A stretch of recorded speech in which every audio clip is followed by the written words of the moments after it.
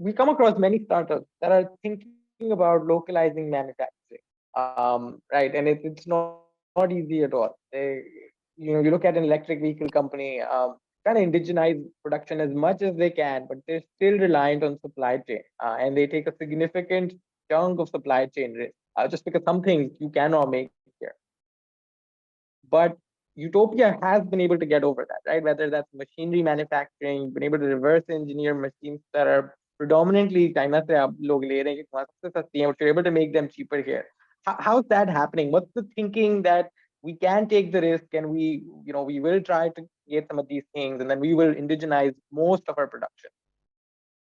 Okay, so in my journey, right, when I was until 2018, 19, I was traveling to China a lot, right?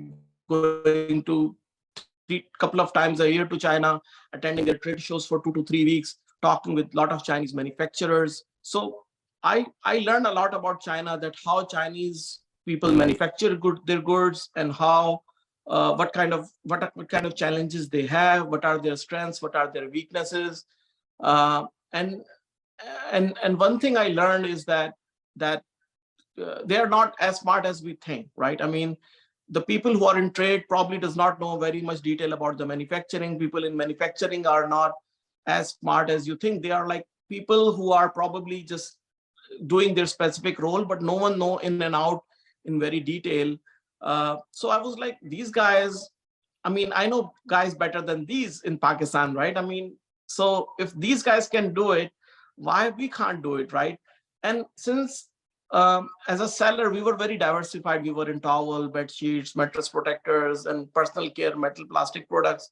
So when we start our manufacturing, right? So first we start, let's say, towel looms, and then we start water jet looms, fabric looms, then the dyeing for each one of them. Then we start making plastic products, metal products. So we had a lot of savings, of course, from so many years we were selling. So we had savings. So first we build infrastructure, and then when we start buying different machinery to set up our manufacturing. So what start to happen traditionally, like if you set up a business, let's say you are one of the top exporter of Pakistan, you're only making jeans, right? You're only specialized in one product. But we had no option like that, because we had like probably 10 big product lines, which are so much different from each other. So the only way for us to do our own manufacturing is step by step, do each different kind of manufacturing. And each manufacturing, let's say, have a fabric waterproofing for mattress protectors. That is something that's not done in Pakistan. You have to make plastic products for export quality, which is not done in Pakistan. You have to make non-stick cookware, which is not made in Pakistan before. You have to make pillows. Pillow export is not done in Pakistan like that. So we have to do stuff that is not done in Pakistan before. But since I was doing so many different things at the same time, I figure out the golden recipe, like how to make anything from scratch. Like it follows the same principle. Like you figure out who make the machinery of that product. You talk to different machinery manufacturers, and each machinery manufacturer. So you talk with, let's say, if you want to make a microfiber fabric, you talk with 10 different loom suppliers from China, and each will tell you the technical aspects of it. And with working with each one of them, you will become an expert how to make that fabric, right? Instead, if you go to, so naturally people go to a manufacturer of fabric, and the manufacturer of fabric will never tell you how to make that fabric, because that's their trade secret, right? But on the other side, people who are actually selling you the machinery of that product will tell you ins and out of that fabric, right? So initially we had the same issue, how to do the transfer of technology from China, right? And in that process, we learned it that instead of asking from our best friends, like I'm working with the manufacturer for 10 years, and I'm asking, can you send me some videos of these and these processes? And they're like, oh, we cannot share, it's very confidential and this and that. And I'm your friend for 10 years, you cannot share me something?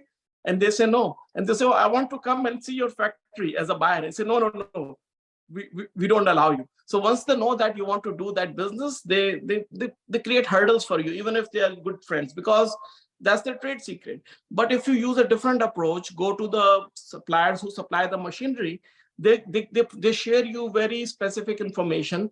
So for setting up each of different manufacturing facilities, we have like about 40 versatile manufacturing facilities, from elastic, zip, carton, tape making, dory making, yarn texturing, non-stick cookware, cast iron cookware. Like each one of them is like so much different from other than textiles and plastic and metals. And then what we do is like we follow the same approach. We go to the people who supply the machinery, spend time and effort with them.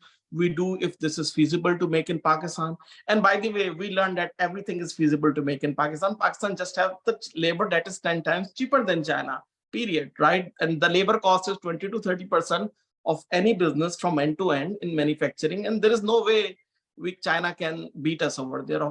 Raw materials probably slightly cheaper, but exporters can get it at zero duty. So once we learn those principles, we just keep repeating the same concept on different. So there was a time in last 3 years that every week we are starting, every 2 weeks we're starting a new, launching our new manufacturing facilities going live, right? So there was like crazy time in last 3 to 4 years where we have, and each one of them have, like, for example, my plastic injection molding machines were upgraded 3 times. Like we started with 6 machines, and then with 20 machines, and then went to even more machines, 50 machines.